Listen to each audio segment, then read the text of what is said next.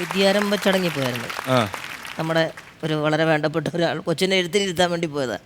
അപ്പം മുണ്ട് കൊടുത്ത് ഷർട്ട് ഒന്നും വരാതെ ഇങ്ങനെ നിൽക്കുകയാണ്. നല്ല തിരക്കാണ് അമ്പലത്തിൽ. ഇങ്ങനെ പോയിക്കൊണ്ടിരിക്കുക. പെട്ടെന്ന് പുറകിൽ തന്നെ ആരോ എടുത്ത പോലെ എനിക്കിതൊരു തോന്നൽ. പുറകിൽ നിന്നാണ് വന്ന് എടുത്തു കൊണ്ടുകൊണ്ട് ഒരു തിരുമേനിയുടെ മടി കൊണ്ട് എന്നെ ഇരുത്തിട്ട് ഞാനിങ്ങനെ നോക്കിയപ്പോൾ മീശയൊക്കെ വെച്ചൊരു കൊച്ച്. സ്വന്തം കൊച്ചിനെ എടുത്തിരുന്നപ്പോ അപ്പുറത്തെ അച്ഛൻ വേറൊരാളുടെ മടി എന്നെ വിടറോ, എന്റെ കൊച്ചിനെ അവിടെ വെച്ചപ്പോ ഞാൻ അപ്പൊ ഇങ്ങനെ ഈ തുള്ളലിനിടയിൽ നമ്മുടെ സുഹൃത്ത് അവന്റെ പരിപാടികളൊക്കെ നടത്തുന്നുണ്ട്. അപ്പം ഈ സുഹൃത്തിന്റെ കല്യാണം കഴിഞ്ഞു, അതെങ്ങനെയാണ് ഒന്ന് ചോദിച്ചു? അതെങ്ങനെയാണ് കഴിഞ്ഞത്? അതായത് സുഹൃത്ത് ഈ തുള്ളലിനിടയിൽ അവിടുത്തെ അഞ്ചല മണിനാഥനെ അടിച്ചിട്ട് പോയി. ഇപ്പൊ അവന്റെ വീട്ടിൽ അവൻ വാവാ സുരേഷും ആ പെണ്ണ് അഞ്ചല മണിനാഥവും. അടിപൊളി അടിപൊളി. Thank you. വാവ സുരേഷിനെ വിളിച്ച് വീടിനടുത്ത് തിരക്കിടില്ലാത്തൊരു പാമ്പ്.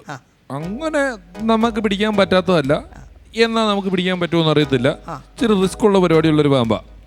ഈ പാമ്പ് വന്നു കഴിഞ്ഞ് അപ്പോഴും വാവാ സുരേഷിനെ വിളിക്കാൻ തീരുമാനമായി. ഉടനെ വാവാ സുരേഷിനെ വിളിക്കും എന്നും പറഞ്ഞിട്ട് ഒരുത്തൻ ഫോണുമായിട്ട് നേരെ തെങ്ങുചോട്ടിലോട്ട് പോയിട്ട് ഹലോ വാവാ സുരേഷില്ലേ, അത് കഴിഞ്ഞ് പുള്ളി ഓർഡർ എടുത്തു.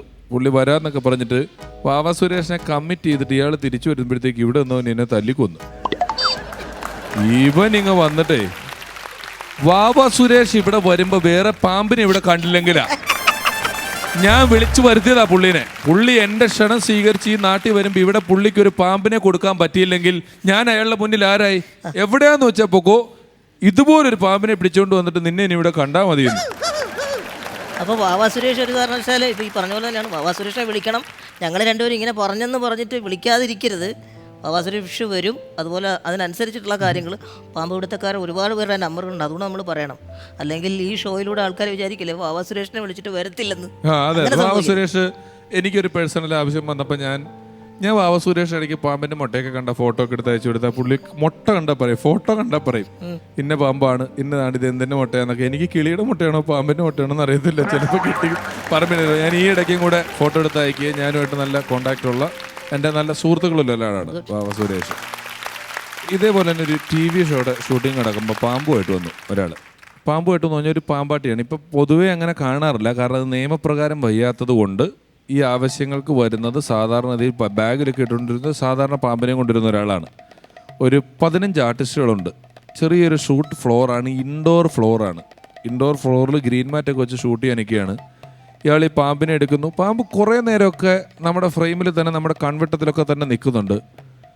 ഒരു സെക്കൻഡ് ശ്രദ്ധ തെറ്റിയപ്പോൾ ഇയാളെയും വിട്ട് കളഞ്ഞ് എല്ലാവരുടെയും കണ്ണുവെട്ടിച്ച് ഈ പാമ്പ് ഈ ഫ്ലോറിൽ പോയി. ഇവിടെയാണ് ഈ സെറ്റ് പൊളിച്ചതിൻ്റെ കഷ്ണങ്ങളും അതും ഇതും ലൈറ്റ് പറിച്ച് വെച്ചേക്കുന്നത് അതും ഇതൊക്കെ ആയിട്ട് മൊത്തത്തിൽ ഈ പാമ്പിന് ഇരിക്കാവുന്ന ഒരുപാട് സ്ഥലമുണ്ട്.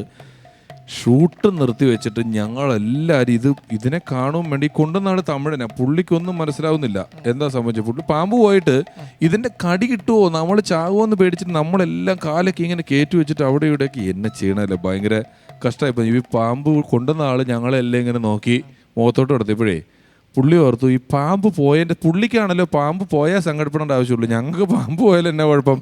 പുള്ളി ഞങ്ങളെ സമാധാനിപ്പിക്കുക. ഞങ്ങളെല്ലാവരും ഇങ്ങനെ എന്ത് ചെയ്യണമെന്നറിയാം ടെൻഷൻ ചെയ്യാൻ. പുള്ളി വന്നിട്ട് രമേശ് സാർ പോട്ടും ഞാൻ വേറെ പിടിച്ചിടും.